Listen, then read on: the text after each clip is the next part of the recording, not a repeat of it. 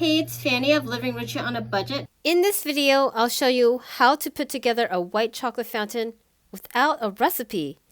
What secret dipping item to get that will surprise your guests, and how this chocolate fountain machine is different than the others. So let's get started. I just want to thank Sephra for sending me a chocolate fountain to use for this video. So Sephra is a company that does professional chocolate fountains for like commercial use, like for caterers to use for weddings and events and corporate events.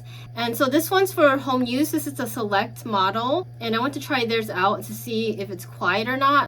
Is the Sephra chocolate fountain quiet? And it is pretty quiet if you listen. So the other one, the nostalgia one, is very loud. The motor's loud. This one's pretty quiet, and you can actually have a conversation. First, let's go find dipping items that go well with white chocolate, and let's go to Trader Joe's. So if you saw my first chocolate fountain video, I didn't want to do the same dipping items. So I decided to do something different, and I saw these sprinkles and I thought they would go well with white chocolate. So I want to show you different ideas, but I'm not going to buy all of them. So these shortbread cookies are a good option. You don't need to put it into a bamboo skewer, so they will go well with white chocolate. Also, plain shortbread cookies may be a good option. Wafers go well with chocolate fountains, so this double chocolate wafer is going to contrast with the white chocolate, and it's going to hold up in a chocolate fountain, as well as a stroop waffle. These pancake bites are the perfect size to use in a chocolate fountain and to use in a skewer. For this chocolate fountain, I didn't want to use things that are too sweet, so I chose these Belgian waffles. You can air fry them and cut them into fours and skewer them. Oreos might be a good option as well. And speculoos cookies. Graham crackers are definitely going to go well with the white chocolate. And these butter waffle cookies are great, and butter almond thins is another option. And the secret item that will surprise your guests are ruffled chips. So this was recommended by a chocolate fountain professional for a wedding, and it's supposed to go well because of the salt and the ruffle edges. You can also try out these like Pringles-like chips. They're a little bit thinner. I don't know how they'll hold up, but I didn't get them. And these cocoa baton wafer cookies are also great because it's a great handheld option for dipping in chocolate fountains. And I got these waffle cone tips, and it's basically the bottom of a regular like chocolate drumstick, and it has the chocolate already in there. So I'm just curious how it would be like with chocolate. Here's a quick scan of what I ended up getting: strawberries, Belgian waffles, the sprinkles, the Ruffles chips, these Belgian dark chocolate cookie sticks, grapes. I didn't get the batons, but I got the hold the cone tips. Next, let's prepare the dipping items. So I prepped some strawberries by washing it, drying it, and cutting off the stems. And then I decided to try grapes this time. I wanted some natural foods. I didn't want too much sugar this time because the white chocolate is already really sweet. So I want something to balance it. So fruit is a good option, and grapes fit on a skewer really easily. Also want to do something different by using waffles. These are Belgian waffles from Trader Joe's, and I air fried it for 4 minutes in the air fryer, and I cut them into fours with a serrated knife. When I cut them, I should have filmed this, but when I cut them, I had to cut them really fast. So use a bread knife and cut fast so that you will not smash it. Pretzel sticks are really good because you don't need a skewer to dip it. You could just use your hand. And I also got these cookie stick Belgian dark chocolate. It's kind of like Pocky sticks from Trader Joe's. Also be careful when you open this because last time the first time we opened it, it flew all over the place. You just open from the middle here. There we go. Okay, so I'm gonna leave this by itself because it's like a natural stand. You don't have to find a bowl or container. So let's put this next to the pretzel sticks. I feel like you can share plates. I'm not using a lot because I'm not having a party. It's just going to be my family eating this, so I don't have a lot. But to do party, you would have to have a lot more food than I'm showing here. See, there's chocolate in the middle here. Heard that Ruffles are really good with a chocolate fountain. So let's see how it is with the white chocolate. I haven't tried it with white chocolate before. So this is another idea of something different that's not super sweet and will contrast the taste of chocolate. Also found sprinkles. It'd be cool to have sprinkles like at the end, like once you like dip your item, then you cover it with sprinkles. That's kind of something unique and fun. And this one has like different shapes in the sprinkles. Last of all, I'm gonna put some skewer sticks into a mason jar.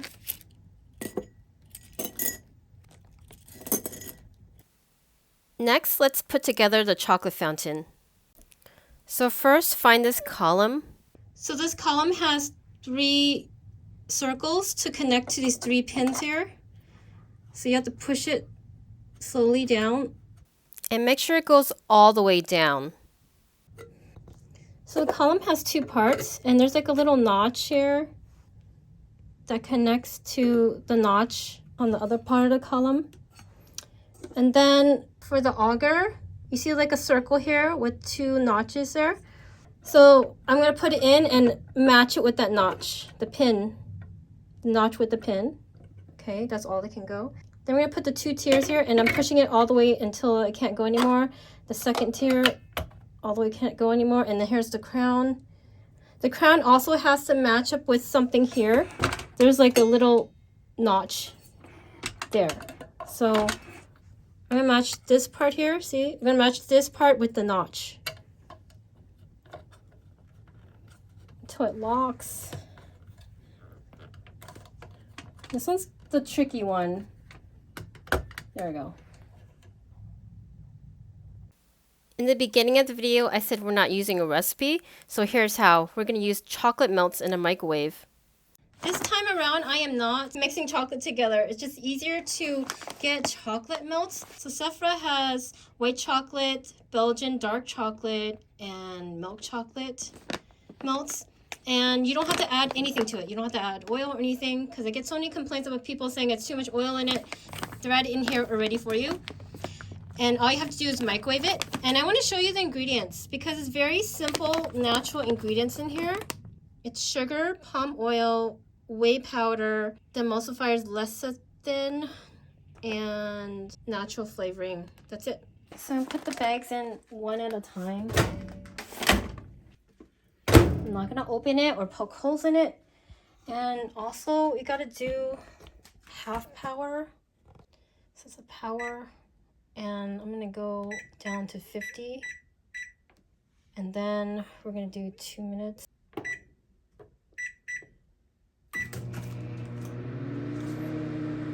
So my microwave died when I did half power, so I'm gonna have to try to do just regular power and just hope that it works. So what I did is I took it out and then I just massage it, and it's a little bit hot on one side. All right. Let's do 30 seconds actually.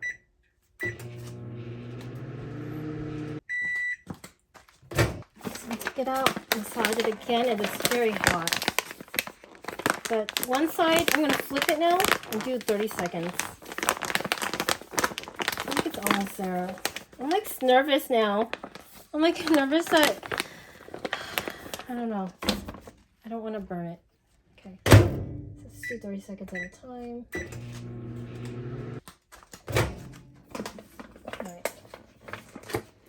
So now it is liquid. It is completely liquid. And I also flipped the bag when I put it in there. Okay, I hope this is enough. Now we're going to pour melted chocolate into the fountain. So with the melted chocolate, hopefully it's okay. So the bag I'm going to cut a corner like they said to do. As you can see, it's made in the UK. So it's quality chocolate.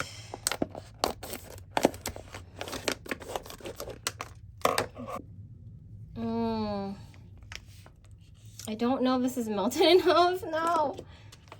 This looks kind of thick.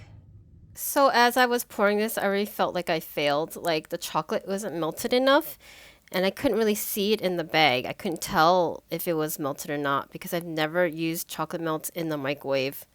But once you start pouring it into the fountain, you can't like take it back out. So I just decided to keep going. I was very nervous because this is one of the moments where I didn't know how this video is going to turn out. I don't know if this fountain's going to turn out well. And if you think making videos about food on YouTube is easy, it is not. This is like the most stressed I ever been making a video. I put all this work into it and I didn't know it was going to turn out or not. So I kind of just had one chance to do it and this is it. Let's see what it does when we plug it in. Turn this on. It's messy. So I also messed up here in that I didn't turn on the heat first. You're supposed to heat up the machine for like 5 minutes and then you pour in the chocolate and then you turn it on. And so this is so thick that it was taking forever for the chocolate to get up to the column. And so I had to turn off and start again. So I just turned it off, turned it on again, and it works. Oh my gosh.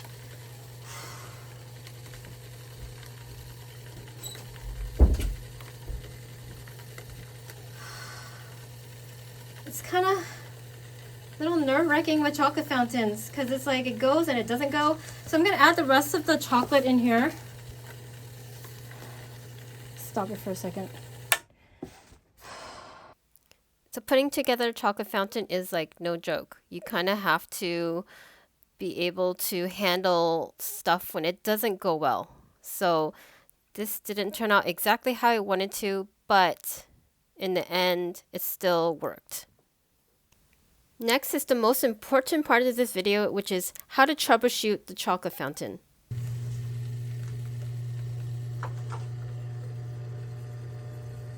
Okay. When in doubt, turn off and turn back on again.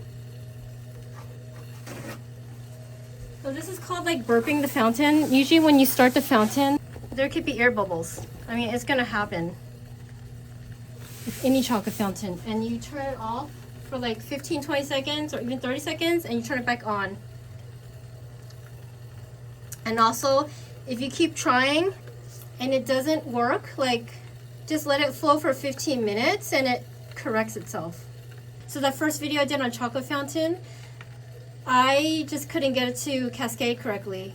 So I was kind of depressed and I just let it keep going for like 15, 20 minutes and then eventually it was flowing. I think on YouTube a lot of people show how things are perfect right away, but in real life stuff always happens. Like something goes wrong and you're like, what do I do? I don't know if the chocolate has the right viscosity. There's a way to test it, but I didn't take the time to test it. I was just rushing to do this video. So let's let it go for 15 minutes and then come back and see. So I burped it again, I turned it off and turned it on again, and now it's kind of flowing better. It's still kind of lumpy, but I think it's gonna work itself out because I just think it's gonna fix itself. So let's let it run. Should we try burping one more time? We'll try. Let's turn it back on again.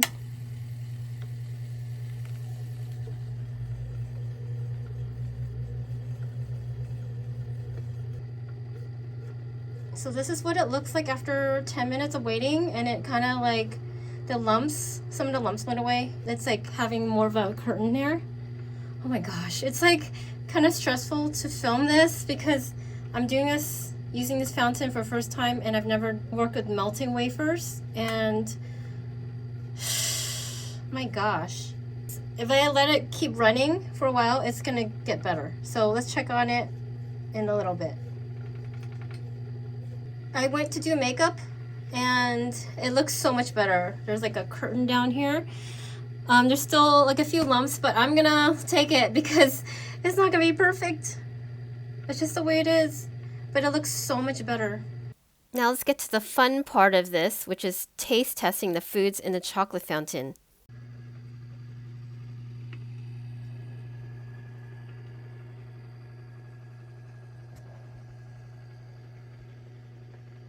So let's try dipping a chocolate fountain.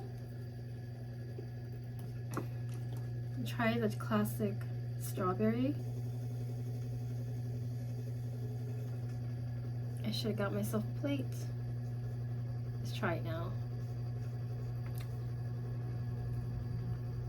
Mmm. So the chocolate, the white chocolate is really good. Kind of has a balanced flavor. It's not super sweet, and it kind of goes well with the strawberries. Let's try something else. I'm gonna try the waffle now.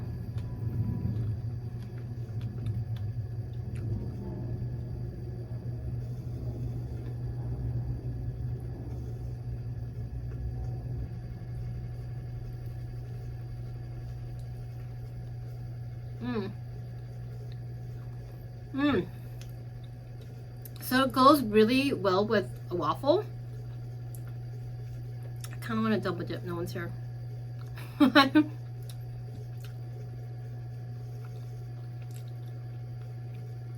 So Belgian waffle is a winner for chocolate fountains with white chocolate.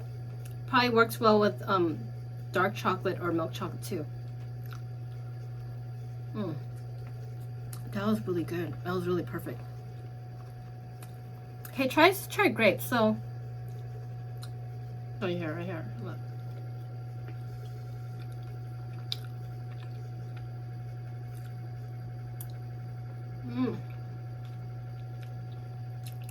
Kind of nice flavor.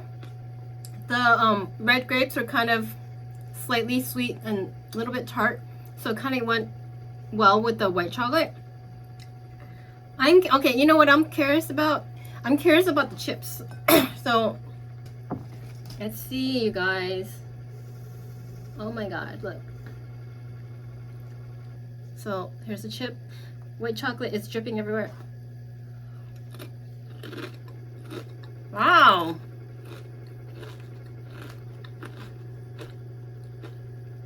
It's kind of interesting. I taste the saltiness of the chips and then a little bit of the white chocolate, and it kind of balances the flavors. It's not like one is overpowering the other.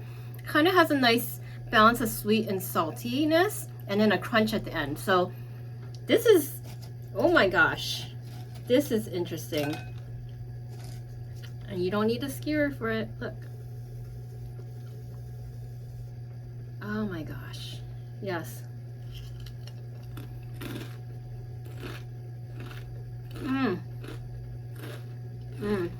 I think it's my favorite. Next, let's try the cone with the chocolate, the mini cone with the chocolate inside. It's like dark chocolate.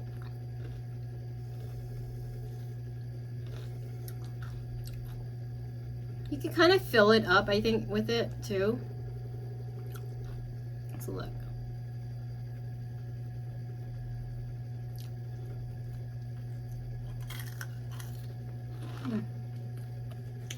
That kind of went well too, because it's like dark chocolate inside, so it's not overpowering either. That with the white chocolate kind of went together too. I mean, like, nothing clashed, no flavors clashed. Everything's pretty good. Now let's try the cookie stick, which is like Pocky sticks. I'm gonna put it this side so you can see. Ooh, look. So yeah, there's like Belgian chocolate, dark chocolate. Oh no. Now the Belgian chocolate's kind of coloring the white chocolate. Okay, I get it out now. It's good, but the only thing is the Belgian chocolate kind of melted into the fountain, so maybe it's not a good dipping item. Oh, you know, I didn't try the pretzel. I'm gonna stir this pretzel. Here we go. Stir it so no one sees it. Okay. Now we're gonna do a pretzel stick in here.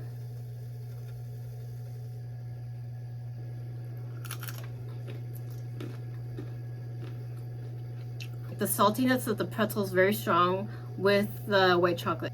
I don't think that's my most favorite. It's probably my least favorite. I mean, it has a nice, interesting flavor, but I think I would choose something else versus that.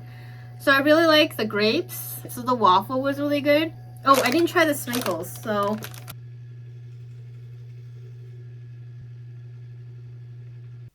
And now my kids try the chocolate fountain. This looks so amazing. Is it good? feel like I'm in a dream. Ah. I got it. I feel like I'm in a dream right now. Are you in a dream? Watch this. That's how you do it.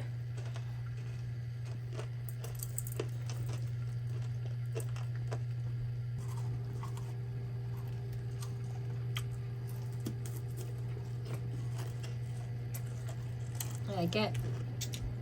Is it good? It's good by itself already. That thing just gives it a whole new upgrade. Does it?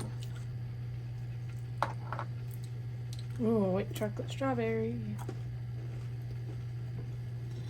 The only one left.